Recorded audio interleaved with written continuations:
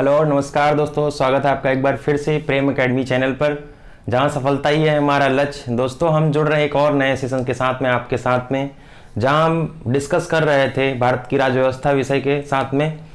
तो दोस्तों, अभी एक छोटी सी इन्फॉर्मेशन और है कि हम बहुत ही जल्दी इस चैनल का नाम प्रेम एकेडमी से चेंज करके कुछ और रखने वाले हैं। जो भी होगा वो आपको जल्दी से जल्दी सूचित कर दिया जाएगा, क्योंकि बहुत सारे लोग ने सजेशंस दिए हैं, तो हम उनके सजेशन, जो वैल्यूएबल सजेशंस हैं, उनका वेलकम करते हैं और उनको थैंक यू बोलते हैं कि उनके जो वैल्यूएबल सजेशंस थे वो हमारे बीच में आ सकें।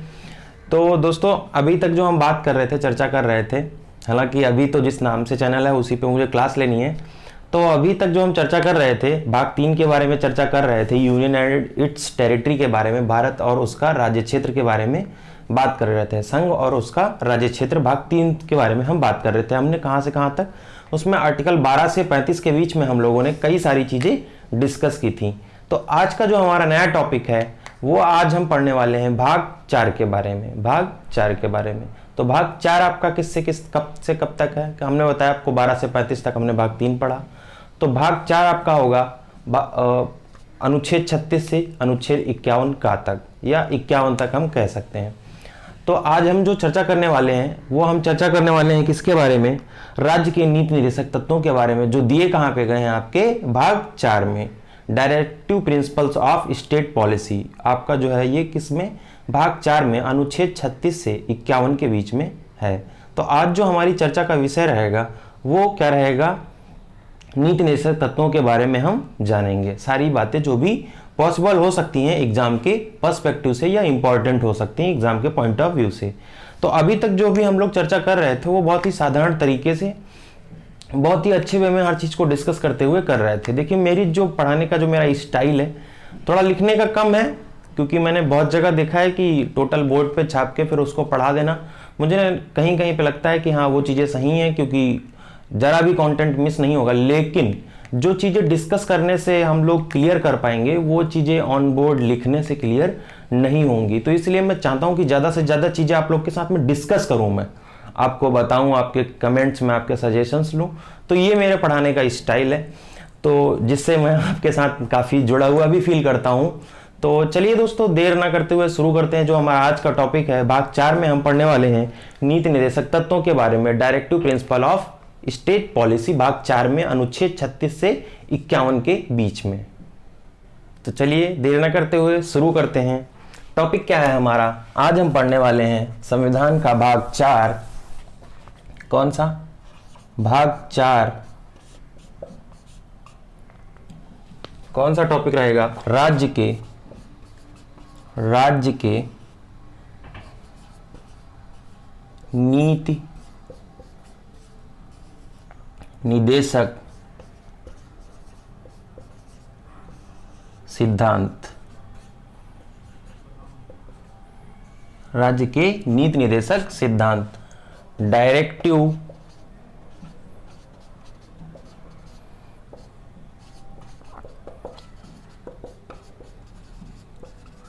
Of state policy.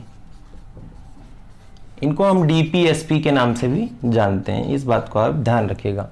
तो चलिए दोस्तों डिस्कस करते हैं इसके बारे में। ये किसमें दिए गए हैं आपके? अनुच्छेद 36 से अनुच्छेद 51 तक। किसमें? अनुच्छेद 51 तक।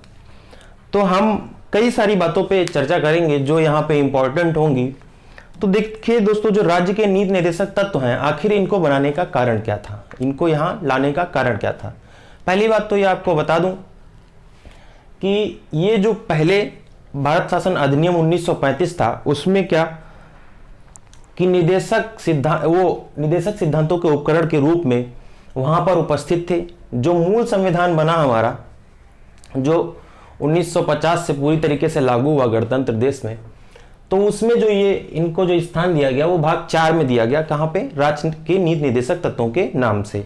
तो ये भारत का जो शासन अधिनियम 1935 था, उसमें किसके नीति निर्देशक तत्व, नीति निदेशक सिद्धांत के रूप में ये वहां पर उपस्थित था आपका 1935 के भारत शासन अधिनियम में। तो हम लोगों ने बात, आखिर इसका महत्व क्या है, ये जरूरी क्यों है, इस बात पे भी हम लोगों को चर्चा कर लेनी चाहिए। देखिए दोस्तों, एक बहुत ही इंपॉर्टेंट बात बोली गई है कि जो ये राज्य के नीति निर्देशक तत्व हैं या नीति निर्देशक सिद्धांत हैं, इनको क्या सामाजिक व आर्थिक न्याय का प्रतीक कहा गया है। क्या कहा गया है?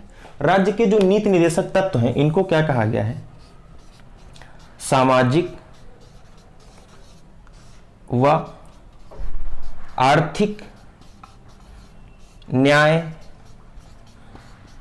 के प्रतीक, ये कहा गया आपका राज्य के नीति निर्देशक तत्वों को। ऐसा बोला जाता है। ऐसा क्यों बोला जाता है, इसका कारण क्या है, इस बात को भी जानना बहुत ज्यादा इंपॉर्टेंट है।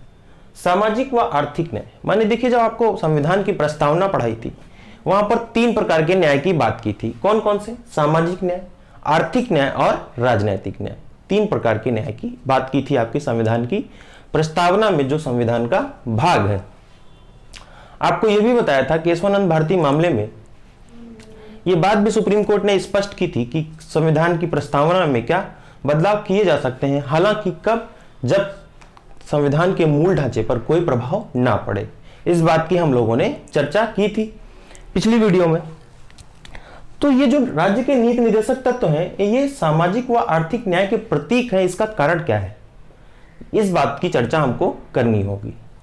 तो इसका कारण क्या है? राज्य के नीति निर्देशक तत्वों के अंतर्गत वो सारी बातें दी गई हैं। इसकी अगर हम बात करें तो राज्य के नीति निर्देशक तत्वों के अंतर्गत वो सारी बातें दी गई हैं जो किसी भी समाज में भेदभाव को समाप्त कर सकें, भेदभाव या विषमताओं को समाप्त कर सकें। तो इसलिए इसको क्या सामाजिक व आर्थिक न्याय के प्रतीक के लिए दी गई। न्याय की अगर हम बात करें, न्याय की बात करें तो हम लोग जो आर्टिकल आपका 14 पढ़ रहे थे, आर्टिकल 14 पढ़ रहे थे, तो वहां पे हम लोग ने 2 चीजें डिस्कस करी थी। क्या? विधि के समक्ष समान संरक्षण, ठीक है, विधि के समक्ष समता। तो न्याय की परिकल्पना वहां से आप उसको कनेक्ट कर सकते हैं कि न्याय के आप न्याय सबके लिए समान होगा, किसी के लिए कोई डिफरेंस नहीं होगा, इसमें किसी भी प्रकार का कोई भी जो है भेदभाव नहीं किया जाएगा। ये बात हम लोगों ने वहां पे जानी थी। तो अगर यहाँ पे बात आई सामाजिक व आर्थिक न्याय के प्रतीक की, तो इसका कारण ऐसा क्या है कि इसको ये जो है ये राज्य के नीति निर्देशक तत्व है, इसको ये बोला जाता है। तो इसको सीधे सीधे ये बात हम कह सकते हैं कि निर्देशक तत्वों के अंतर्गत वो सारी बातें दी गई हैं जो किसी भी राज्य में, क्या किसी भी भारत के किसी भी राज्य क्षेत्र में लोगों के बीच जो भेदभाव है और विषमताओं को मिटाने के लिए कारगर है। तो इस बात को आपको ध्यान रखना होगा, ठीक है। तो अगर राज्य के नीति निर्देशक तत्वों की बात करें तो ये कहां से लिए गए हैं, अगला सवाल जो इंपॉर्टेंट बनेगा, ये कहां से लिए गए हैं। तो आपका आंसर क्या होना चाहिए? आपका आंसर होना चाहिए आयरलैंड के संविधान से। कहां से? आयरलैंड के संविधान से। और अगर सवाल थोड़ा सा इससे और आगे बढ़ जाए और अगर पूछ ले कि जो आयरलैंड के संविधान में ये जो राज्य के नीति निर्देशक तत्व थे ये कहां से लिए गए थे, आयरलैंड के भी संविधान में, तो ये लिए गए थे आपके 1937 में। 1937 में कहां से? स्पेन से। कहां से? स्पेन से। तो ये बात आपको ध्यान रखनी होगी। कहां से? राज्य के नीति निर्देशक तत्व जो भारत के संविधान में उल्लेखित है वो कहां से लिए गए? आयरलैंड से। और जो आयरलैंड में है वो कहां से लिए गए? आपके 1937 में कहां से? स्पेन से लिए गए। तो इन 2 बातों पे हम लोगों ने चर्चा कर ली। तो चलिए, जब हम राज्य के नीति निर्देशक तत्वों की बात कर रहे हैं, नीति निर्देशक सिद्धांतों की बात कर रहे हैं, तो इनकी विशेषताओं के बारे में भी जानना बहुत ज्यादा जरूरी हो जाता है। तो देखिए दोस्तों, आज जो भी मैं इस क्लास में डिस्कस करूंगा, मैं आर्टिकल 40 तक ही डिस्कस करूंगा। आर्टिकल 51 तक हम अगली क्लास में डिस्कस करेंगे, क्योंकि मैं नहीं चाहता क्लासेस लंबी हो और आपको देखने में कोई भी बोरियत फील हो। तो मैं चाहता हूं कि आप ज्यादा से ज्यादा मेरे साथ कनेक्ट हो पाए और मैं ज्यादा से ज्यादा आपके साथ में कनेक्ट हो पाऊं, चीजों को कनेक्ट कर पाऊं। तो राज्य के जो नीति निर्देशक सिद्धांत थे, इनकी विशेषताएं क्या थी, इस बात की हम चर्चा कर लेते हैं। तो राज्य के नीति निर्देशक तत्वों को देखने से इस बात का उल्लेख होता है या बात स्पष्ट होती है कि राज्य जब भी कोई कानून बनाएगा या जब भी कोई विधियां बनाएगा, तो क्या राज्य के जो नीति निर्देशक सिद्धांत हैं इनको ध्यान में रखकर ही बनाएगा। कैसे? कि जो सामाजिक और आर्थिक न्याय और राजनीतिक न्याय की जो भावना है उसको कोई आहत ना कर पाए या कोई ठेस ना पहुंचे, इन बातों को ध्यान में रखते हुए राज्य किसी भी विधि का निर्माण करेगा या कोई भी कानून बनाएगा। ये पहली बात हमने कर ली, जो आपके राज्य के नीति निर्देशक सिद्धांत की विशेषताओं की बात कर रहे हैं। दूसरी बात क्या कहता है कि इनकी विशेषता एक और ये कि ये गैर न्यायोचित है, गैर न्यायोचित है। यानी कि क्या कि इनको, ये जो राज्य के नीति निर्देशक तत्व हैं, इनको क्या ये न्याय की प्रक्रिया के अंडर नहीं आते हैं। क्या इनको न्यायालय में चेतावनी नहीं दी जा सकती। दूसरी बात अगर हम करें इसकी विशेषताओं की, दूसरी बात करें, गैर न्यायोचित है। गैर न्यायोचित, गैर न्यायोचित से मतलब अगर आप समझें तो कह सकते हैं कि इनको क्या न्यायालय में चुनौती नहीं दी जा सकती या राज्य को या केंद्र को इस बात के लिए बाध्य नहीं किया जा सकता कि वो इनको लागू करें। तो ये दूसरी व्यवस्था हो गई। और यही बात आपकी कहां पे, आर्टिकल 39 भी, ये आर्टिकल 37 भी आपका यही कहता है कि ये क्या गैर न्यायोचित है। तो ये हम लोगों ने इसकी दूसरी विशेषता की बात कर ली। अगर हम थोड़ा सा और आगे बढ़े, इनका उद्देश्य क्या होगा, राज्य के नीति निर्देशक सिद्धांतों का यहां पर लाने का उद्देश्य क्या है, इस बात की अगर हम चर्चा करें तो राज्य के जो नीति निर्देशक तत्व हैं इनको लाने का यहां उद्देश्य यह है कि न्याय में उच्च आदर्श, स्वतंत्रता, समानता बनाए रखना है। कैसा, न्याय में उच्च आदर्श। न्याय में उच्च आदर्श का मतलब आप इस बात से यही समझ लीजिए कि विधि के समक्ष समता और विधि का समान संरक्षण और विधियों का समान संरक्षण। आर्टिकल 14 से अगर हम इसको जोड़कर देखें तो हम एक बात पाएंगे कि सबके लिए कानून बराबर होने चाहिए। पहली बात तो न्याय के क्या, न्याय में आदर्श यानी कि इक्वल सबके लिए होना चाहिए, किसी में कोई भेदभाव नहीं होना चाहिए।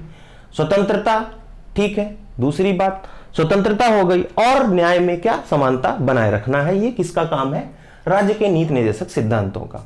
तो इस बारे में भी हम लोगों ने चर्चा कर ली। अगर हमने विशेषताओं की बात कर ली है सारी, देखिए इनका एक और बहुत जो इंपॉर्टेंट उद्देश्य है वो क्या है उसके बारे में चर्चा कर लेते हैं। इसका क्या है कि कल्याणकारी राज्य की स्थापना करना है, ना कि पुलिस राज्य का। अब जैसा कि औपनिवेशिक काल में था। अब कल्याणकारी राज्य से मतलब क्या, अगर हम समझें कल्याणकारी राज्य से मतलब क्या, कि राज्य ऐसी योजनाएं बनाएगा जो आम नागरिकों के लिए कल्याणकारी होंगी। ठीक, इस बात को आपको ध्यान रखना।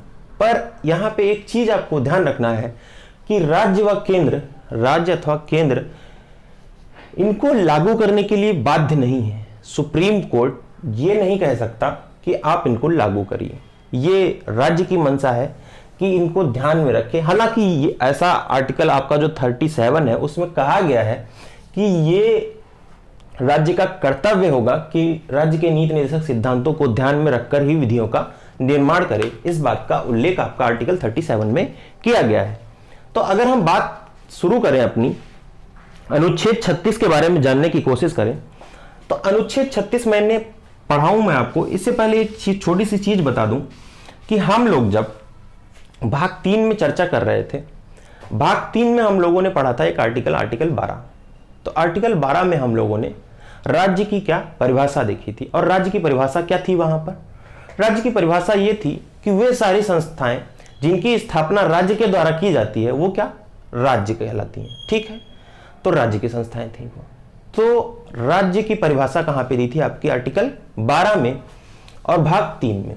तो आर्टिकल जो आपका 36 है, जो अनुच्छेद 36 है जो आपका, तो अनुच्छेद 36 भी इसी बात की चर्चा करता है। अनुच्छेद 36 क्या कहता है कि राज्य शब्द की वही परिभाषा है, राज्य शब्द का वही अर्थ है जो मूल अधिकारों के संबंध में भाग 3 में अनुच्छेद 12 में उल्लिखित है।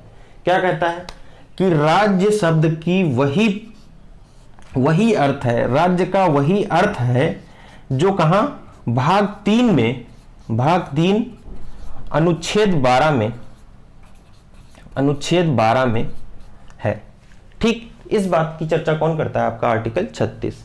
तो हमने ये भी बता दिया आपको, आर्टिकल 12 में आपका राज्य की परिभाषा दी हुई है मूल अधिकारों के अंतर्गत। तो ये आर्टिकल 36 भी वही बात कहता है कि राज्य शब्द का अर्थ वही होगा जो मौलिक अधिकारों के संबंध में भाग 3 अनुच्छेद 12 में दी गई है। तो यह आपका आर्टिकल 36 कहता है। बहुत ही साधारण सी बात, बहुत ही आसान तरीके से हम लोगों ने जान लिया। मैंने आपको बताया था कि राज्य की परिभाषा में अगर मैं आपसे डिस्कस कर रहा था तो मैंने आपको बोला था कि राज्य से अर्थ क्या है कि वे सभी संस्थाएं जिनकी स्थापना राज्य ने की हो, चाहे वो संवैधानिक निकाय हो, गैर संवैधानिक निकाय हो, प्राइवेट हो, ठीक है, गवर्नमेंट हो, विधायी हो, गैर विधायी हो, ठीक है। तो वो जो सारे संस्थान थे जिनकी स्थापना राज्य कर रहा था वो क्या थे, राज्य के अंतर्गत आते हैं, ठीक है। तो ये बात हम लोगों ने चर्चा की थी मौलिक अधिकारों में आपके आर्टिकल 12 में। अगर हम बात करें आर्टिकल 37 की, अभी मैंने बताया था आपको थोड़ी देर पहले जब मैं विशेषताओं के बारे में चर्चा कर रहा था, क्या कहा था मैंने, आर्टिकल 37 आपका क्या कहता है, आर्टिकल 37 आपका कहता है क्या कि क्या जो राज्य के नीति निर्देशक, ठीक है, तत्वों की जो प्रकृति है वो क्या है, गैर न्यायोचित है, गैर न्यायोचित है। गैर न्यायोचित से मतलब क्या है, प्रकृति क्या है नीति निर्देशक सिद्धांतों की, प्रकृति क्या है, अगर हम प्रकृति की बात करें तो कैसी है, गैर न्यायोचित है, गैर न्यायोचित है। यह बात आपकी कहां की गई है, आर्टिकल 37 में। आर्टिकल 37 क्या कहता है कि राज्य के नीति निर्देशक तत्वों को लागू करने के लिए क्या न्यायालय में चुनौती नहीं दी जा सकती या न्यायालय राज्य को बाध्य नहीं कर सकता कि इन नीति निर्देशक तत्वों को लागू करे या इनको ध्यान में रखकर विधियों का निर्माण करें। हालांकि आर्टिकल 37 में एक और बात कही गई है, अगर हम दूसरी बात करें तो आर्टिकल 37 यह बात भी कहता है कि राज्य का कर्तव्य होगा कि वो विधियों का निर्माण करते समय राज्य के नीति निर्देशक जो सिद्धांत हैं इन बातों का ध्यान रखे। ये कर्तव्य होगा, ये कर्तव्य होगा किसका, राज्य का। राज्य का ये कर्तव्य होगा कि जब भी वो विधियों का निर्माण करे या कानून बनाए, विधि से मतलब आप बस इतना समझिए, विधि का मतलब, आप बहुत सारे बच्चों को ये कंफ्यूजन रहता है कि विधि का मतलब क्या होता है। विधि का मतलब होता है लॉ, क्या, लॉ। तो जब भी राज्य किसी भी विधि का निर्माण करेगा तो क्या ये उसका कर्तव्य होगा कि राज्य के नीति निर्देशक जो सिद्धांत हैं उनको ध्यान में रखकर बनाए। ये आपका आर्टिकल 37 कहता है। कौन, 37। तो इस बात को भी आपको ध्यान रखना होगा। तो चलिए, जब हम लोगों ने 37 की बात कर ली है तो जब हम आर्टिकल 38 आपका पढ़ाएंगे तो देखिए जो मूल संविधान था आपका, जो मूल संविधान था वहां देखिए यहां पे हम 3 भागों में इसको वर्गीकृत करके पढ़ने वाले हैं, ठीक है। वो 3 वर्गीकरण कौन कौन से होंगे, हम सामाजिक आधार पर जो वर्गीकरण है नीति निर्देशक तत्वों का, आर्थिक आधार पर है, गांधीवादी आधार पर जो 3 प्रकार, तीन आधारों पर 3 वर्गीकरण किए गए हैं पढ़ने की दृष्टि से अगर हम देखें तो पहला कौन सा आपका सामाजिक आधार पर वर्गीकरण जो किया गया है, दूसरा गांधीवादी आधार पर वर्गीकरण और तीसरा जो आपका बौद्धिक आधार पर है, ठीक है। तो तीनों की चर्चा हम करेंगे, बट यहां पे जो गौर करने वाली बात है, क्या गौर करने वाली बात यह है कि जो ये वर्गीकरण दिया गया है वो आपका मूल संविधान में कोई वर्गीकरण नहीं दिया गया, इनको सीधे तौर पर रखा गया है, ठीक है, एक के बाद एक अनुच्छेद में। तो हम लेकिन जो चर्चा करने वाले हैं वो वर्गीकरण के हिसाब से करने वाले हैं, ठीक है। क्योंकि मान लीजिए एग्जाम में अगर आपसे पूछे कि नीति निर्देशक सिद्धांतों को हम कितने वर्गों में विभाजित कर पढ़ सकते हैं या जान सकते हैं, तो 3 प्रकार हैं, आपको बताया मैंने, सामाजिक आधार पर या गांधीवादी विचारधारा के आधार पर या बौद्धिक आधार पर। तो हम जो पहले डिस्कस करने वाले हैं क्या, समाजवादी सिद्धांतों के आधार पर जो है हम क्या नीति निर्देशक तत्वों को डिस्कस करने वाले हैं। तो चलिए हम डिस्कस करते हैं समाजवादी सिद्धांत। इस बात को आपको ध्यान रखना होगा कि जो मैं ये वर्गीकरण आपको पढ़ा रहा हूं यह आपके मूल संविधान में कहीं पर भी नहीं दिया गया है। कहां, मूल संविधान में कहीं पर भी नहीं दिया गया, ठीक। पहला कौन सा हम पढ़ेंगे, समाजवादी सिद्धांत, ठीक, समाजवादी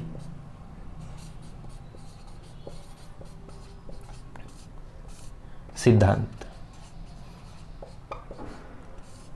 तो मेरे प्यारे भाइयों हम डिस्कस करेंगे आर्टिकल 38 से। कहां से, आर्टिकल 38 38 से। आर्टिकल 38 आपका क्या कहता है? आर्टिकल 38 आपका क्या कहता है कि लोक कल्याण की अभिवृद्धि के लिए, अनुच्छेद किसकी हम बात कर रहे हैं? अनुच्छेद 38 की। हमने 37 में डिस्कस किया क्या कि जो राज्य के नीति निर्देशक सिद्धांत हैं वो कैसे हैं? उन गैर न्यायोचित हैं। उनकी प्रकृति कैसी है? गैर न्यायोचित है। लेकिन जब हम आर्टिकल 38 की बात करेंगे तो आर्टिकल 38 आपका क्या कहता है? लोक कल्याण की अभिवृद्धि के लिए सामाजिक, आर्थिक और राजनैतिक क्या सामाजिक व्यवस्था सुनिश्चित करना है। क्या कहता है? लोक कल्याण की अभिवृद्धि के लिए, ठीक है, वृद्धि या अभिवृद्धि के लिए, ठीक, सामाजिक, आर्थिक और राजनैतिक न्याय, क्या सामाजिक, क्या क्या, देखिए 3 बातें बोली यहां पे, कैसी? सामाजिक, ठीक, दूसरी क्या बात? आर्थिक, और तीसरी कौन सी बात बोली? राजनैतिक, राजनैतिक, ठीक। तो क्या कहता है कि लोक कल्याण की अभिवृद्धि के लिए सामाजिक, आर्थिक और राजनैतिक न्याय द्वारा सामाजिक व्यवस्था को सुनिश्चित करना है। न्याय द्वारा क्या सामाजिक व्यवस्था को सुनिश्चित करना है। सामाजिक व्यवस्था को सुनिश्चित करना है। अब इस बात का अगर हम थोड़ा सा डिस्क्रिप्शन में जाएं या थोड़ा सा डीप में जाएं तो इसका मतलब क्या होगा कि कल्याणकारी बात आई। पहली बात कि राज्य के कल्याण के लिए क्या, किस प्रकार की वृद्धि के लिए, राज्य के कल्याणकारी वृद्धि के लिए क्या सामाजिक, आर्थिक और राजनैतिक न्याय द्वारा सामाजिक व्यवस्था को क्या सुनिश्चित किया जाएगा। सामाजिक व्यवस्था को क्या सुनिश्चित किया जाएगा, सुनिश्चित किया जाएगा। तो ठीक ये बात। अब सामाजिक न्याय, आर्थिक न्याय और राजनैतिक न्याय, देखिए सामाजिक न्याय से क्या मतलब है? किसी प्रकार से किसी के साथ भी किसी प्रकार का कोई भी भेदभाव, छुआछूत आदि नहीं किया जाएगा। आर्थिक न्याय की अगर हम बात करें तो आर्थिक न्याय की अगर बात करें कि ये आप इस प्रकार समझिए कि राजा का बेटा राजा नहीं होगा, ये हमारे संविधान या हमारा लोकतंत्र कहता है। आर्थिक न्याय से सीधे आप मतलब समझ लीजिए कि एक ऐसी सीमा तय की जाएगी जिसके नीचे आपने एक देखा होगा कि एक बीपीएल होता है, ठीक है, एक बिलो पॉवर्टी लाइन होती है, ठीक है, और एक जो है इसके ऊपर वाला होता है। तो एक सीमा तय की गई है, उसके अंतर्गत क्या कि आर्थिक जो न्याय है उसको बनाने के लिए राज्य कुछ ऐसी विधियां बनाएगा, कुछ ऐसे कानून बनाएगा जिसमें क्या लोगों को बराबर का आर्थिक न्याय दे सके या आर्थिक सुविधाएं प्रोवाइड करा सके। तीसरी अगर हम बात करें राजनैतिक न्याय, राजनैतिक न्याय से मतलब क्या है? देखिए जब भी चुनाव होता है तो कुछ सीटें रिजर्व होती हैं। देखिए राजनैतिक न्याय का मतलब 3 प्रकार के न्याय की बात की गई कि सबको राजनैतिक न्याय मिलेगा। जैसा कि इतिहास रहा है इस देश का कि दलित, वंचितों, पिछड़ों का, तो उनको शुरुआत से ही कहीं ना कहीं प्रताड़ना झेलनी पड़ी है, तो उसके लिए उस रिस्पेक्ट में भी हम इस बात को देख सकते हैं। तो चलिए अगला हम जो डिस्कस करने वाले हैं, आर्टिकल 38 के बारे में हम लोगों ने डिस्कस कर लिया। आर्टिकल 39 हमारा क्या कहता है? आर्टिकल 39 के बारे में अगर हम बात करें तो आर्टिकल 39 6 बातों की व्याख्या करता है। कौन कौन सी? 6 बातों की व्याख्या करता है आर्टिकल 39 आपका। वो 6 बातें कौन सी हैं? पहली बात, 6 बातें क्या है? सभी नागरिकों को जीविका के पर्याप्त साधन प्राप्त कराना। क्या 6 बातों की उल्लेख करता है आपका आर्टिकल 39। क्या कहता है कि सभी नागरिकों को, ध्यान से देखिएगा, मैं लिख दूं इसको, सभी नागरिकों को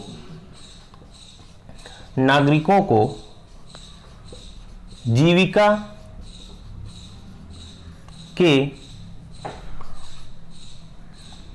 पर्याप्त साधन उपलब्ध कराना, राज्य के कर्तव्य दिए गए हैं। कुल मिलाकर आप इस प्रकार से समझ सकते हैं इसको। राज्य के कर्तव्यों के बारे में बात की गई है आपके आर्टिकल 39 में। दूसरी बात क्या कही गई है? दूसरी बात की अगर हम चर्चा करें तो दूसरी बात क्या कहता है? सामूहिक हित के लिए समुदाय के भौतिक संसाधनों का संवितरण। क्या सामूहिक हित के लिए लिए भौतिक संसाधनों का समवितरण। अब आपको इस बात को, इस पॉइंट को समझना होगा। सामूहिक हित के लिए क्या कह सकते हैं? कुल मिलाकर राज्य के जो लोग हैं उनके हित के लिए क्या भौतिक संसाधन यानी नेचुरल जो रिसोर्सेज हैं। अब आप देखते होंगे कि बहुत बड़ी बड़ी कंपनियां हैं, बहुत बड़े बड़े कॉरपोरेट सेक्टर्स हैं, जो वो क्या हमारी नेचुरल जो चीजें हैं जो आम लोगों के लिए हैं, देश के जो सभी नागरिकों के लिए इक्वली हैं, उसमें क्या कि कुछ कॉरपोरेट सेक्टर्स क्या उनका बहुत ज्यादा उपयोग करते हैं।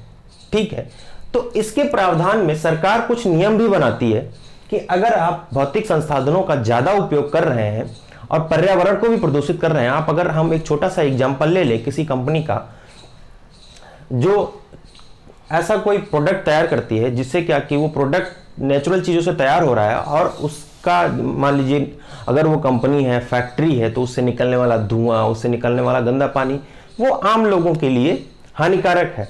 तो पहली बात तो ये कि आपने जो नेचुरल रिसोर्सेज आम लोगों को जो इक्वली प्रोवाइडेड है वो आपने ज्यादा यूज किए। दूसरी बात क्या, आपने पर्यावरण का नुकसान भी किया। तो इसके लिए सरकार कुछ नियम बनाती है।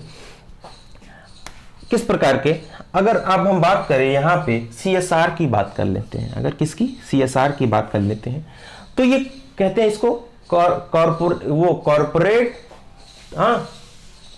कॉर्पोरेट क्या होता है? Corporate social responsibility. कि कॉर्पोरेट जो होंगे, जो कंपनियां होंगी, उनकी सोशल रिस्पॉन्सिबिलिटी होगी कि वो राज्य या केंद्र इस बात के लिए एक नियम बनाएंगे कि जो कॉर्पोरेट सोशल रिस्पॉन्सिबिलिटी का मतलब ये है कि राज्य कुछ ऐसे नियम बनाएगा, ऐसे कुछ कानून बनाएगा जिसके तहत क्या कि जो कॉर्पोरेट सेक्टर है या जो कंपनियां हैं अगर वो ज्यादा रिसोर्सेज को यूज कर रही हैं तो आप उससे होने वाली कमाई से कुछ चैरिटी फंड्स करेंगे, कुछ जो आप जो सरकार को जो लाभ दिलवा सकते हैं उससे वो दिलवाएंगे, या लोग आम नागरिकों को जो भी उससे लाभ करवा सकते हैं वो करवाएंगे, या किसी न किसी प्रकार से आम नागरिकों पर थोड़ा बहुत पैसा भी उसका खर्चा करेंगे। तो इस बात की चर्चा करें। अगर हम अनुच्छेद 39 में तीसरी बात करें तो तीसरी बात क्या कहता है? धन और उत्पादन के साधनों का संवितरण। क्या? धन और उत्पादों का धन और उत्पादन के साधनों का संकेंद्रण रोकना।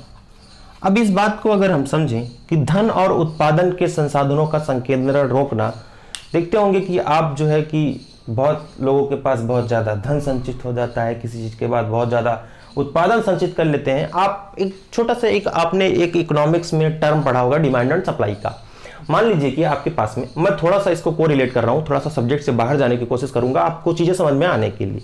आपने डिमांड एंड सप्लाई देखी होगी। जब भी मार्केट में क्या होता है कि सप्लाई कम हो जाती है, ठीक है, तो उसका प्राइस क्या होता है? जब सप्लाई कम हो जाए या डिमांड बढ़ जाए या सप्लाई कम हो जाए, ठीक है, तो क्या होगा? उसका प्राइस क्या होता है? उसका प्राइस क्या होता है? आपका बढ़ जाता है। क्या होता है? प्राइस बढ़ जाता है।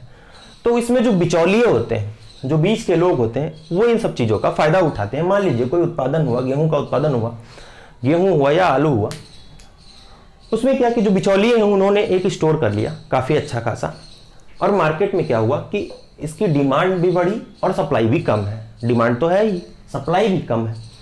तो क्या उस स्थिति में क्या होगा कि जितना मार्केट में मटेरियल होगा उसका प्राइस क्या होगा? बढ़ जाएगा। उससे क्या होगा? ये जो बिचौलिए हैं उसको बेचकर अच्छा खासा मुनाफा कमाएंगे। तो इस बात को रोकने के लिए, संकेंद्रण को रोकना, इस तरीके के कार्य को रोकना क्या राज्य का कर्तव्य होगा। इस बात का भी उल्लेख कौन करता है? आपका आर्टिकल 39 करता है। तो चलिए अगर हम चौथी बात करें, इसमें चौथा क्या करता है? पुरुष और स्त्रियों के लिए चौथी बात समान वेतन की है। किसकी? समान वेतन की बात अगर करता है आर्टिकल 39, चौथी बात क्या कहता है कि पुरुषों और स्त्रियों के लिए समान कार्य के लिए समान वेतन उपलब्ध कराना। क्या? समान कार्य क्या, समान वेतन। ठीक, पुरुष स्त्री स्त्री। तो इस बात की व्याख्या कौन करता है, आर्टिकल 39 का 4। इस बात को भी आप ध्यान रखिएगा। आर्टिकल 39 के अगर हम पांचवी बात करें तो कर्मकारों के स्वास्थ्य और शक्ति, क्या क्या कह रहा है, कर्मकारों के स्वास्थ्य एवं शक्ति तथा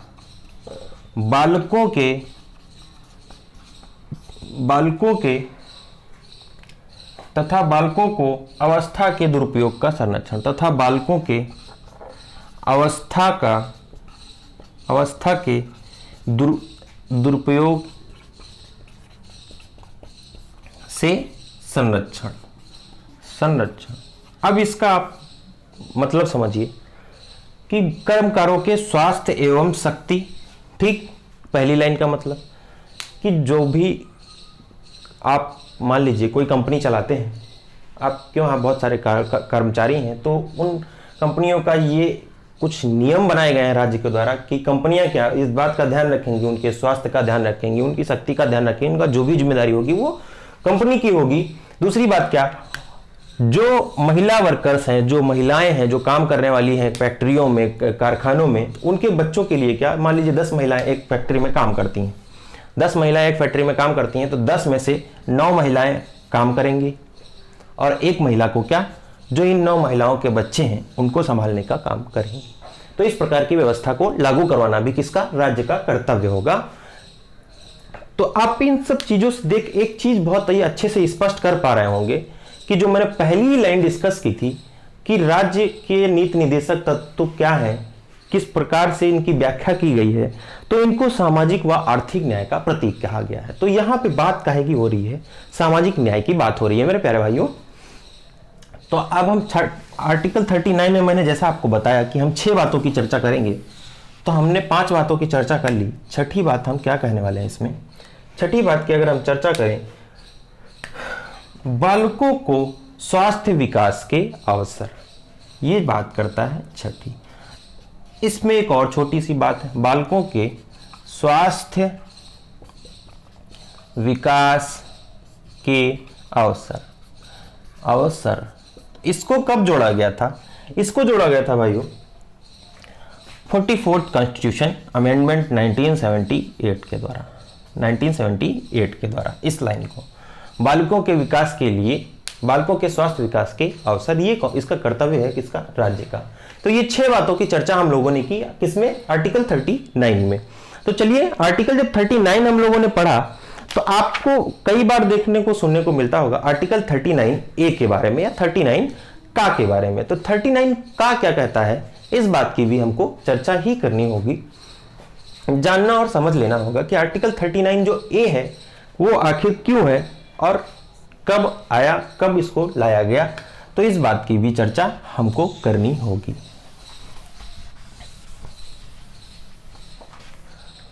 ठीक, आर्टिकल 39 का या ए, ठीक है। तो आर्टिकल 39A जो क्या कहता है,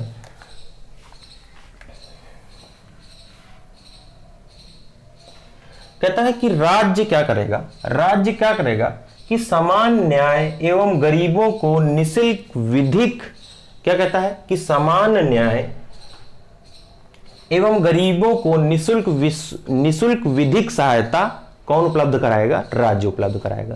कि राज्य का ये कर्तव्य होगा कि क्या, समान न्याय, गरीबों के लिए आर्थिक विधिक सहायता कौन, राज्य उपलब्ध कराएगा। क्या कहता है, राज्य का यह कर्तव्य होगा, क्या होगा, राज्य का यह कर्तव्य होगा कि समान न्याय एवं गरीबों को निःशुल्क विधिक सहायता को क्या, निःशुल्क विधिक सहायता उपलब्ध कराएगा, ये राज्य का कर्तव्य होगा। ये बात आपकी कहां पे, 39 ए में जोड़ी गई है। और ये आपका कब जोड़ा गया था? 42 कॉन्स्टिट्यूशन अमेंडमेंट जो हुआ था आपका 1976 में, कॉन्स्टिट्यूशनल अमेंडमेंट 1976 में। तो इसको 42वें संविधान संशोधन 1976 के द्वारा 39 का को जोड़ा गया था। तो चलिए, जब हमने 39 का की चर्चा कर ली, तो चलिए हम 40 की बात कर लेते हैं। आर्टिकल 40 हमारी किस बात की बात करता है या किस बात की चर्चा करता है, उस बारे में बात करते हैं। क्या कहता है आर्टिकल 40 आपका? क्या कहता है कि राज्य का यह कर्तव्य होगा कि वो ग्राम पंचायतों का निर्माण करे और उनको स्वराज्य की इकाई मानकर, क्या उनको स्वराज्य की इकाई के रूप में कार्य करने की शक्ति प्रदान करे। ठीक, क्या कहता है कि ग्राम पंचायतों का निर्माण करे। पहली बात क्या कहता है, अनुच्छेद अगर हम 40 की बात करें, क्या कहता है कि ग्राम पंचायतों का निर्माण करेगा, ग्राम पंचायतों का निर्माण या गठन करे, उन्हें आवश्यक शक्तियां प्रदान करे।